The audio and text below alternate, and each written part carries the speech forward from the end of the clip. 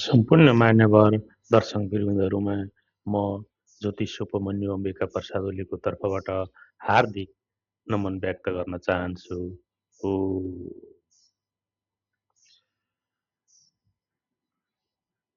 म उपमन्यु ज्योतिष अम्बिका प्रसाद ओलीले विगत 3-4 वर्षदेखि अर्थात् 2079 सालदेखि आफ्नो सेल्फ अध्ययन तथा विभिन्न शिक्षण संस्थाहरूबाट ज्योतिष सम्बन्धी ज्ञानहरू अध्ययन गरेर लगभग पुरा गरिसके। अब यो ज्योतिषीय ज्ञान पुरा गर्न त अब यसका विभिन्न गहिराइहरू धेरै छन्। यो पराशर गुरुले पनि अन्तिम चरणमा पुग्न सक्नु भएको थिएन र अरू उहाँभन्दा पछाडिका गुरुहरूले यसको गहिराइ झन् खोतल्दै जानुभएको पनि हामीलाई सर्वविदितै छ। यद्यपि मैले विभिन्न शिक्षण संस्थाहरूबाट जस्तै एनओएस नेपाल अनलाइन स्कुलबाट आचार्य श्री संस्कृत विश्वविद्यालयका धरानका प्रोफेसर निरज आचार्यज्यूबाट प्रारम्भिक ज्योतिषको फलित र गणित 60 दिने 2 महिने कोर्स सुरुमा प्राप्त गरे। उहाँ नै हो मलाई सुरुमा ज्योतिष सम्बन्धी आधिकारिक अर्थात् अफिसियल रूपमा शिक्षा दिनुहुने गुरु। उहाँलाई म हार्दिक नमन तथा स्मरण गर्न चाहन्छु। यसै गरी समयक्रमसँगै मैले विभिन्न ज्योतिष सम्बन्धी, वास्तु सम्बन्धी र अङ्क ज्योतिष सम्बन्धी पुस्तकहरू शिल्प अध्ययन पनि गर्ने क्रम जारी नै राखेँ र समयक्रमसँगै नेपालज्योतिष.com का श्रद्धेय गुरु आचार्य श्री हरि भण्डारीज्यूबाट मैले विभिन्न विधामा अङ्क ज्योतिष, मोबाइल ज्योतिष अर्थात् मोबाइल न्युमरोलोजी, ज्योतिष र वास्तुशास्त्र सम्बन्धी मैले बेसिकदेखि डिप्लोमा लेभलसम्मका कक्षाहरू अध्ययन गरेर उहाँबाटै दीक्षित पनि भए।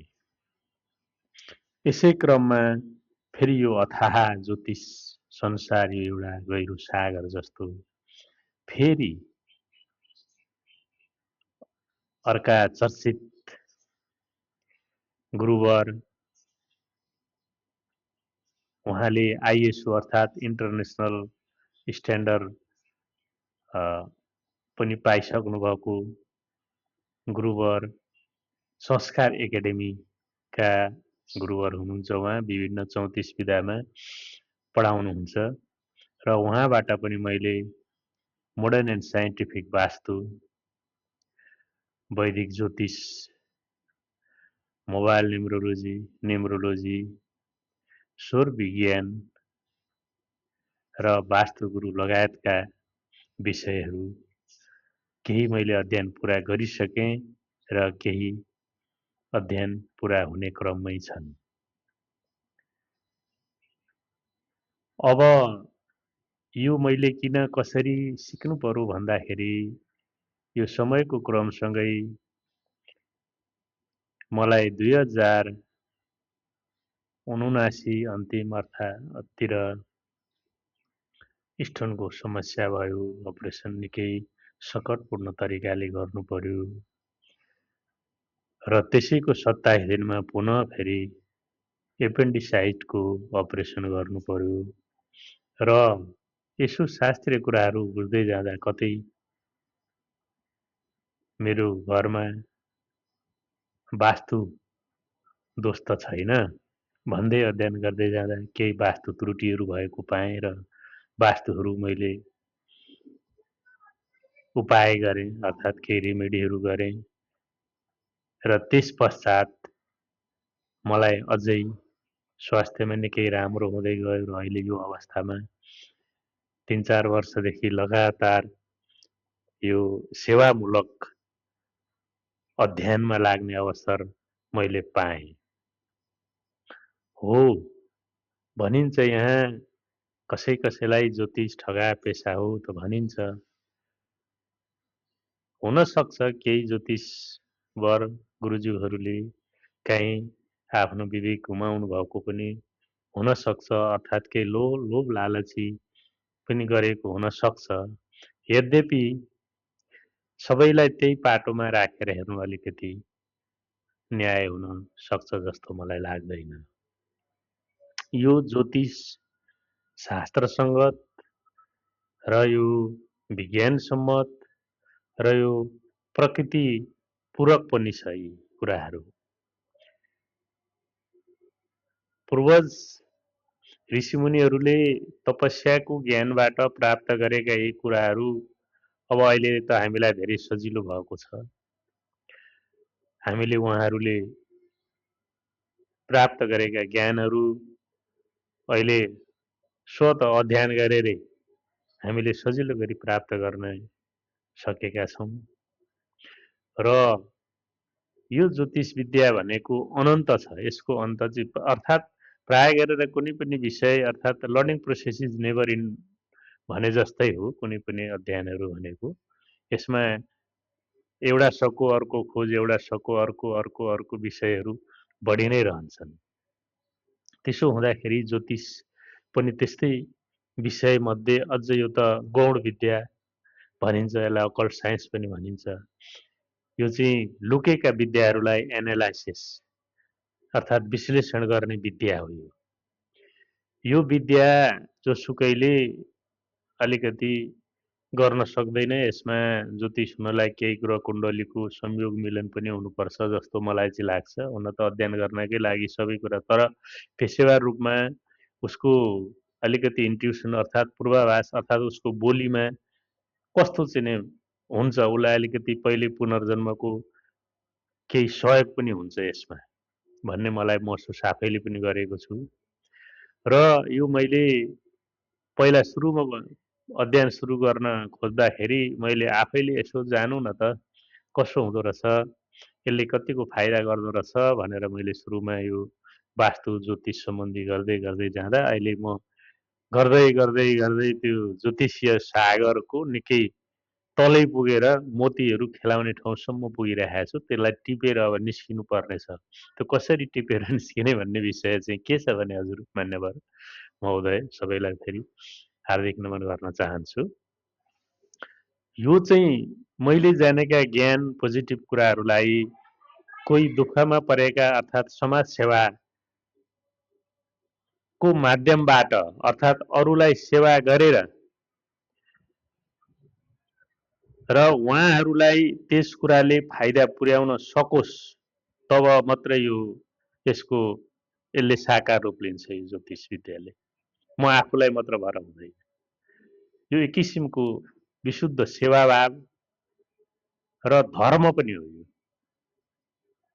आफूले जानेका ज्ञानका कुराहरू जो मान्छेलाई आवश्यक छ उहाँहरूलाई पस्किएर उहाँहरूले त्यसै अनुसार अनुसरण गरेर काम गर्नुभयो भने पक्कै पनि उहाँहरूको जीवनमा केही सकारात्मक कुराहरू हुन्छन् नि, यसमा कुनै दुई मत छैन। हामीले अहिलेसम्म देखेका जानेका र हामीले भोगेका कुराहरूबाट पनि यो स्पष्ट भइसकेकै छ।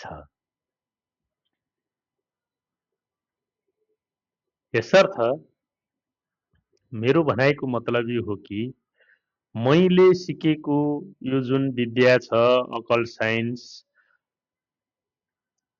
अर्थात् ज्योतिष गौण विद्या, अङ्क ज्योतिष, वास्तु परामर्श लगायतका कुराहरू चाहिँ मैले गाउँ समाजमा पस्किएर सेवा गरेँ भने मात्रै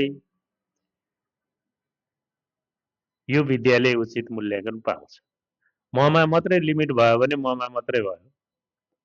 मैले त साथीभाइ, गाउँ समाज, परिवार आवश्यक जसलाई पर्छ उहाँहरूलाई सहयोग गरेँ भने मात्रै यो विद्याको सार्थकता हुन्छ भने जस्तो मलाई लागेर मैले उपमन्यु ज्योतिष केन्द्र भन्ने नामको एउटा परामर्श केन्द्र पनि खोलिसकेको छु। यो भद्रपुर वडा नम्बर 7 को जानकी मार्गमा पर्दछ र यो चाहिँ लेखनाथ चोकबाट करिब 200 मिटर दक्षिण आएर एउटा ट्रान्सफर्मर, त्यहाँबाट 50 मिटर पश्चिम अर्थात् फुलमुन एकाडेमीको दक्षिण 50 मिटरमा पर्दछ। अर्थात् निर्धन उत्थान ब्याङ्कको 50 मिटर दक्षिणमा 40 फुटे पिच रोडदेखि लगभग 20-25 मिटर दक्षिणमा कालोपत्रे बाटोमा अवस्थित छ। अब कुरो यहाँ के भने सेवा त गर्ने हैन, आवश्यक पर्ने मान्छेहरूलाई सेवा त गर्ने। ज्योतिषमा अर्थात् कुनै पनि कुराहरूमा इनर्जी एक्सचेन्जको कुराहरू कसैलाई केही काम लगाइसकेपछि केही लिन दिन लेनदेन अर्थात् इनर्जी एक्सचेन्ज भन्छ त्यसलाई ज्योतिषीय भाषामा, अर्थात् ऊर्जा साटासाट, परस्पर ऊर्जा साटासाट यो विशुद्ध त्यो हो। र अब म चाहिँ यो सुरुमै पैसा कमाउने उद्देश्य भन्दा पनि आफूले जान्ने र मैले जानेका कुरा समाजमा पस्किने हिसाब किताबले यो सुरु गरेको ज्योतिष शिक्षा भएकोले गर्दाखेरि यति उति भन्ने कुरो ममा छैन। यहाँहरूको इच्छा शक्ति र तपाईहरूलाई मैले गरेका सेवाहरू भाव कतिको फलित भएको छ, पुगेको छ छैन, तपाईँ कतिको सेटिस्फाइड हुनुहुन्छ, त्यसको आधारमा यहाँहरूको स्वेच्छाले सहयोग गर्दा नि काफी छ। मैले त अब एउटा जीवनको एक किसिमको मध्यम उतार्दर लाइफतिरको खुड्किलो लगभग 56-57 वर्षका खुड्किलाहरू पार गरिसकेर विभिन्न ठाउँमा सरकारी जागिर, विभिन्न प्राइभेट कम्पनीहरूमा विदेश यताउति गर्दै गर्दै मैले विभिन्न दुःख सुखका 56 वटा खुड्किलो पार गरेर 57औं खुड्किलोमा अहिले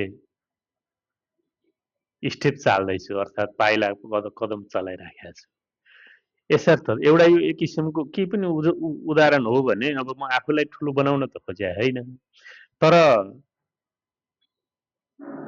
पढ्नलाई कुनै उमेर, कुनै सिक्ने कुरालाई उमेरले त्यसले छेक्दैन। हाम्रो इच्छा शक्ति हुनु पर्यो। इच्छा क्या इच्छा, म यो गरेरै छाड्छु, हुन्छु, गर्छु भनेर गर्नु पर्यो। त्यसमा अब कहिले काहीँ केही व्यवधान त आउन सक्छ, पारिवारिक सपोर्टको कुराहरू आउन सक्छ, आर्थिक कुराहरू आउन सक्छ, पढ्नलाई केही शुल्कहरू तिर्नै पर्ने हुन सक्छ, पर्छ, समय अभाव हुन सक्छ, ती कुराहरू छन्। यद्यपि यी कुराहरूलाई